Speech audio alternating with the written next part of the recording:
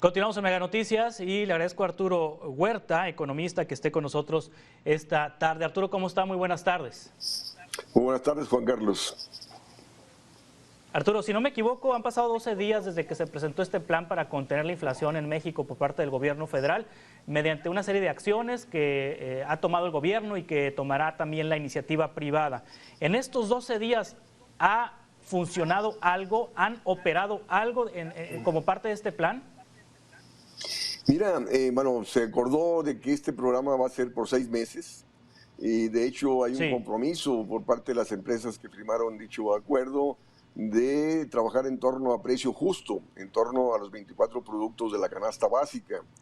Entonces, es de esperar de que estén estables los precios de estos 24 productos y la cuestión es, desde mi perspectiva, hay que trabajar con precio justo no para solamente la canasta básica, sino para todos los productos, porque muchas empresas aprovechan el contexto de inflación para incrementar su margen de ganancia, incrementando precios, y esto viene a acelerar la inflación. Se dio productos como la cebolla, en un año aumentaron 113%, el aguacate, el limón, y no es porque haya escasez de estos productos, sino simplemente por especulación. Entonces el gobierno también tiene que atacar esta especulación de los productos donde está aconteciendo esta práctica.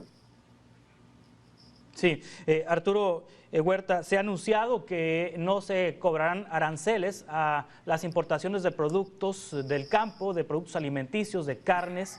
Eso nos recuerda que no somos autosuficientes y que dependemos del exterior. Esta excepción que están haciendo al cobro de aranceles, ¿va a ayudar de alguna manera a frenar el alza en los precios de los productos de la canasta básica? No del todo, porque la cuestión es que la inflación es mundial.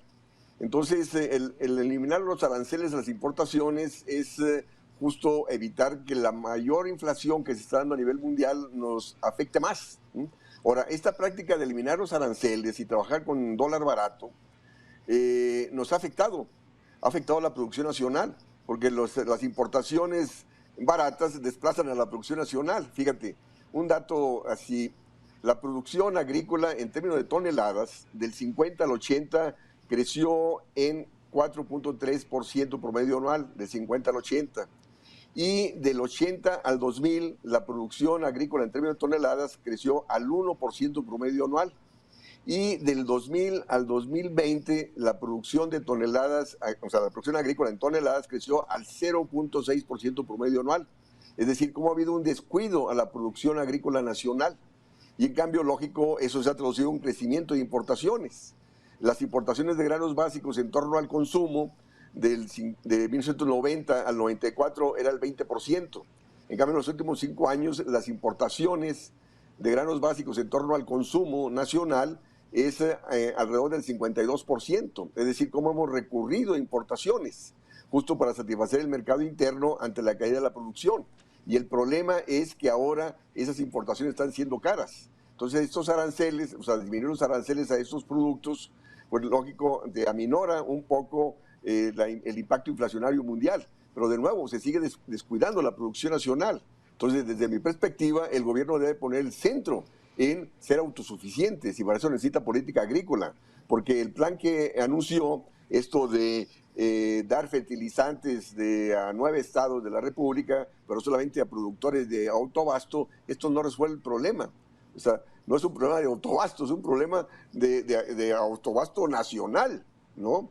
Entonces de ahí tú tienes que apoyar a los grandes productores justo para que incrementen las hectáreas de cultivo para incrementar la producción y así satisfacer el mercado interno y disminuir los requerimientos de importaciones que están resultando muy caras ante la inflación mundial.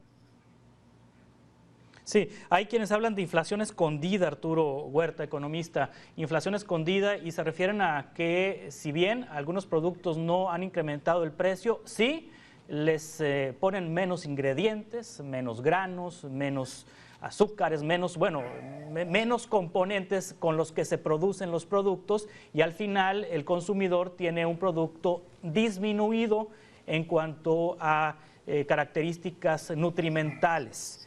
¿Esto es correcto? ¿Tiene usted reportes de esta circunstancia? Mira, bueno, son las prácticas que desgraciadamente muchas empresas recurren, porque saben perfectamente que si aumentan el precio, aumentan el margen de ganancia, menos van a vender. ¿M? Entonces, de ahí que hay empresas que mantienen el precio, pero bajan la calidad. Es decir, bajan costos para aumentar su margen de ganancia, bajando la calidad del producto. Y desgraciadamente, efectivamente, afecta al consumidor. Entonces, mira, hay lugares como Alemania y algunos otros países europeos donde se habla de precio justo, está legislado, ganancia justa y precio justo, en la perspectiva de evitar prácticas desleales que afecten al consumidor. Entonces, aquí en el acuerdo que el gobierno tuvo con las empresas en torno a la canasta básica de 24 productos, se habla de precio justo, en el sentido de garantizar la ganancia justa para que mantengan la producción, mantengan la calidad del producto para satisfacer al consumidor. Y repito, desde mi perspectiva debe ser para todos los productos, no solamente para la canasta básica, porque, Juan Carlos, todo incremento de precios implica incremento de ganancias. Y todo incremento de precios deteriora el poder adquisitivo de la población. Ahí vimos las entrevistas que ustedes realizaron. Está afectando el poder adquisitivo de la población. Entonces, y lógico, te dicen los empresarios, no, no debe haber incremento de salarios. Y también te dicen los del Banco de México, no debe haber incremento de salarios, por favor. ¿No? Si hay incremento de precios que estaban mermando el poder adquisitivo, pues lógico, tiene que haber reajustes salariales para evitar el deterioro del nivel de vida de la población. Y lógico, las autoridades temen que se dé una espiral de precios-salarios, pero justo para evitar esa espiral de precios-salarios hay que ir a la raíz del problema inflacionario, que es la baja producción nacional en torno a los granos básicos, que se ha preferido la importación de estos bienes porque resultaban baratos en años pasados, pero actualmente están resultando muy caros. Entonces ahí vemos el alto costo de haber relegado la producción nacional.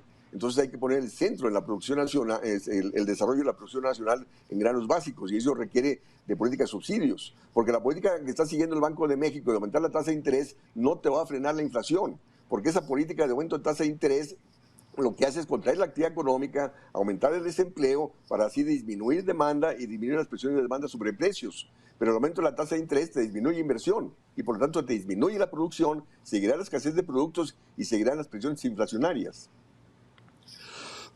Esta estrategia del gobierno federal de blindar el aumento de precios en los combustibles, de evitar de amortiguar el aumento de los precios de los combustibles en el mundo a través de no cobrar el IEPS en las gasolinas, a través de destinar dinero de los excedentes petroleros o de los recursos que están ingresando a petróleos mexicanos con motivo de los precios internacionales del petróleo, a amortiguar los precios. ¿Es una estrategia sana para contener la inflación? Mira, yo considero que sí, porque el gobierno lo está esos subsidios a la gasolina lo está financiando justo por ese excedente del precio internacional del petróleo que está favoreciendo al gobierno. Entonces, esta medida de subsidio para evitar el alza del precio de la gasolina, hay que tomar en cuenta que la gasolina tiene que ver con todos los productos, o sea, con el costo del transporte, y el costo del transporte se transfiere a todas las mercancías. Entonces, al frenar el alza del precio de las gasolinas, te frena el crecimiento de la inflación y, por lo tanto, te frena la caída del poder adquisitivo de la población y también disminuye las presiones sobre la tasa de interés, en la perspectiva de evitar mayor caída de la actividad económica y mayor caída de demanda. Y al reactivarse la economía, el gobierno va a ver incrementada su recaudación tributaria, que le va a permitir encarar ese subsidio que está ejerciendo hacia las gasolinas. Sí, Arturo Huerta, 6 meses de este plan. ¿Es posible saber cuándo veremos ya una contención en la inflación? El mes de abril subió, pero no había plan. Ya el mes de mayo que está transcurriendo, cuando tengamos el dato, veremos si esto se contuvo o no. ¿Usted calcula para cuándo que podamos ver que este plan funcione conteniendo el alza en la inflación? Mira, mientras el Banco de México sigue aumentando la tasa de interés, y lo están haciendo drásticamente, o sea, pasó de 6.5 a 7%, y hay quienes están planteando en el Banco de México aumentarla a 0.75 y terminar el año con una tasa de interés arriba de 8%. Repito, eso te va a contraer la inversión, te está contrayendo la inversión. Ellos te hablan de una tasa de interés neutral. No es tasa de interés neutral, la tasa de interés neutral es aquella que no impacta sobre la actividad económica.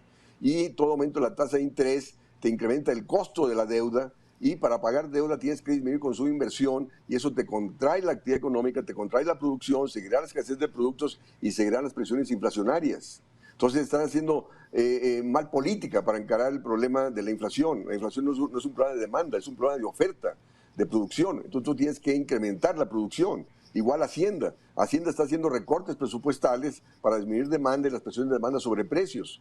Pero resulta que esos recortes de presupuestales disminuyen la actividad económica, seguirá la escasez de productos y seguirán las presiones inflacionarias. Entonces, repito, la inflación llegó para quedarse mientras siguen los rezagos productivos y el problema es que vamos a un contexto de estancamiento con inflación, porque estas políticas de aumento de tasa de interés y austeridad fiscal te frenan la actividad económica y, repito, que contracción de la actividad económica que se está traduciendo en presiones inflacionarias ante la escasez de productos que esta contracción económica genera. Entonces la inflación no se va a resolver en 6 meses, no se va a resolver en un año, sino vamos, desde mi perspectiva, a un prolongado contexto recesivo inflacionario. Y el problema es que también sigue el conflicto de Rusia-Ucrania, siguen aumentando los precios internacionales de la gasolina, del gas, los fertilizantes, los granos básicos y por lo tanto somos sujetos también a las repercusiones de inflación de estos productos en nuestro país. Arturo Huerta, le agradezco que nos haya tomado esta conversación. Estamos atentos a futuras entrevistas, si le parece. Muy buenas tardes, Juan Carlos. Muchas gracias.